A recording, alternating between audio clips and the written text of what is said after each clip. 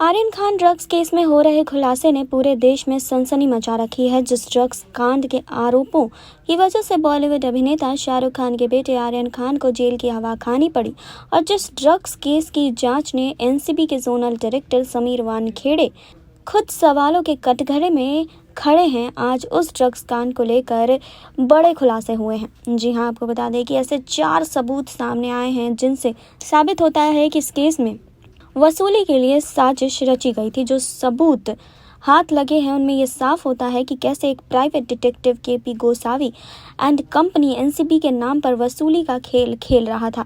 एक WhatsApp chat सामने आई है और ये चैट 3 अक्टूबर को हुई थी और इस चैट के जरिए क्रूज ड्रग्स केस में एनसीबी के 2 अहम गवाहों केपी गोसावी और प्रभाकर शैल की आपस में बातचीत हुई है, जिसमें चैट में पहले केपी गोसावी कहते हैं कि हाजी अली चले जाओ और वो काम पूरा करो जो मैंने तुम्हें बताया था, वहां से घर वापस आ जाना। प्रभाकर शैल कहते हैं जी सर।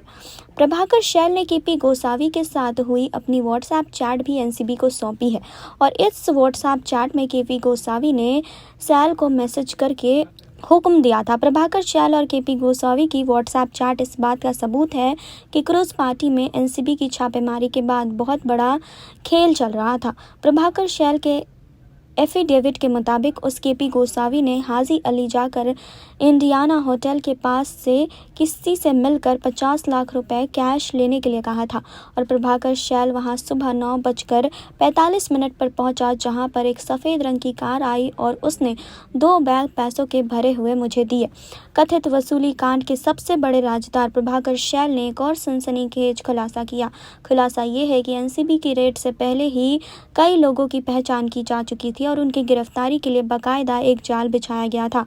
प्रभाकर शैल ने अपने एफिडेविट में दावा किया है कि केपी गोसावी ने व्हाट्सएप के जरिए उसे कई लोगों के फोटो भेजे थे। इस व्हाट्सएप चैट पर तारीख दर्ज है 2 अक्टूबर और वक्त लिखा है 1:23। किरण गोसावी ने प्रभाकर शैल को व्हाट्सएप पर कुछ लोगों के फोटो भेजे थे और कहा था कि ये लोग अगर क्रूज पर ग्रीन गेट से जाते दिखाई दे तो बताना। शैल ने भी इन बातों का जिक्र अपने एफिडेविट में किया था और वो सारे चैट हाथ लगे हैं, जिसमें साफ साफ दिखाई दे रहा है कि केपी गोसावी ने अपने ड्राइवर प्रभाकर शैल को 10 लोगों की तस्वीरें भेजी थी। केपी गोसावी के सभी 10 टारगेट बेहद हाई प्रोफाइल लोग थे।